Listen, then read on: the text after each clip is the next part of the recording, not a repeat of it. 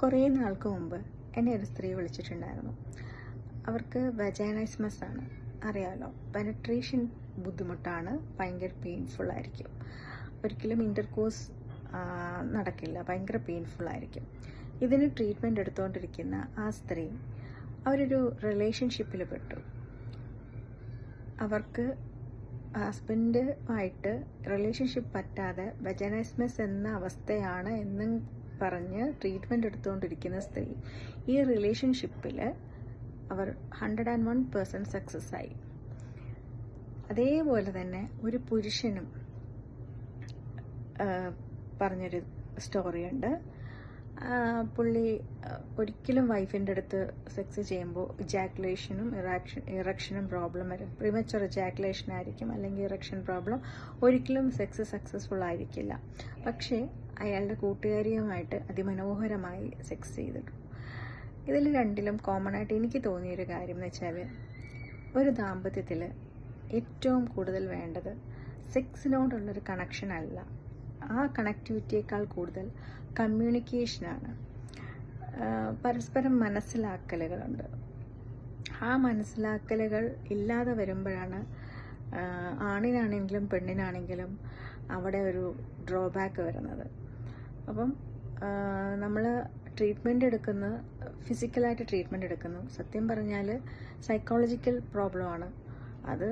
ആ ഒരു കമ്മ്യൂണിക്കേഷൻ ശരിയായാൽ മാത്രം 101% സക്സസ് ആവുന്ന സൈക്കോളജിക്കൽ പ്രോബ്ലമാണ്. പുരുഷന് സ്ത്രീയും സ്ത്രീയെ പുരുഷനും മനസ്സിലാക്കുന്നതിൻ്റെ ഒരു ഡിഫറൻസ് ഉണ്ട്. അത് പരസ്പരം കമ്മ്യൂണിക്കേറ്റ് ചെയ്താൽ ചിലപ്പോൾ ഒരുപാട് കേസുകൾ മരുന്നുകളില്ലാതെ മുന്നോട്ട് പോകാൻ പറ്റും. അപ്പോൾ ഇത്തരം കേസുകൾ ഇപ്പോൾ കൂടിക്കൂടി വരികയാണ്.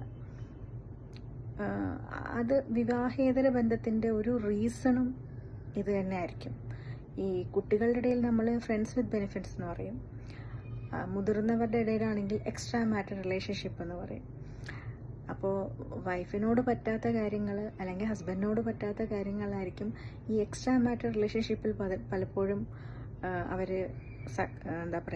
അവരതിന് വിജയിക്കുന്നത്. അപ്പോൾ അതിനകത്തിൽ വലിയൊരു കമ്മിറ്റ്മെൻറ്റ്സ് ഒന്നും ഉണ്ടാവണമെന്നില്ല.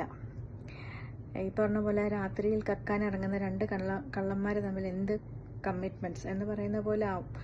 അതിൻ്റെ എല്ലാം അങ്ങ് പ്രണയം ഒന്നും അല്ല. വിവാഹേതര ബന്ധങ്ങൾ, എക്സ്ട്രാ മാറ്റർ റിലേഷൻഷിപ്പ് എല്ലാം അങ്ങും പ്രണയമൊന്നുമല്ല. ഈ ലസ്റ്റ് എന്ന ഒരു സംഭവം വിവാഹ അതിൻ്റെ ഒരു പരാജയം സംഭവിക്കുമ്പോൾ വേറൊരു പാർട്ട്ണറെ കണ്ടുപിടിക്കുന്നതാണ്. അപ്പോൾ എനിക്ക് തോന്നുന്നത് ഈ ഒരു കമ്മ്യൂണിക്കേഷൻ ദാമ്പത്യ ജീവിതത്തിൽ യഥാർത്ഥത്തിൽ എന്താണ് പ്രശ്നം, അത് പരസ്പരം സപ്പോർട്ട് ചെയ്യണം. കുറ്റം പറഞ്ഞുകൊണ്ടിരിക്കലല്ല, പരസ്പരം സപ്പോർട്ട് ചെയ്യണം. ചിലപ്പോൾ വലിയ ട്രോമാസ് ആയിരിക്കും ഓരോരുത്തരും മനസ്സിൽ പേറുന്നത്. ആ ട്രോമാസ് സപ്പോർട്ട് ചെയ്ത് മുന്നോട്ട് കൊണ്ടുവന്നാൽ പുറത്തൊരു ബന്ധത്തിൻ്റെ കാര്യം വരുന്നില്ലല്ലോ.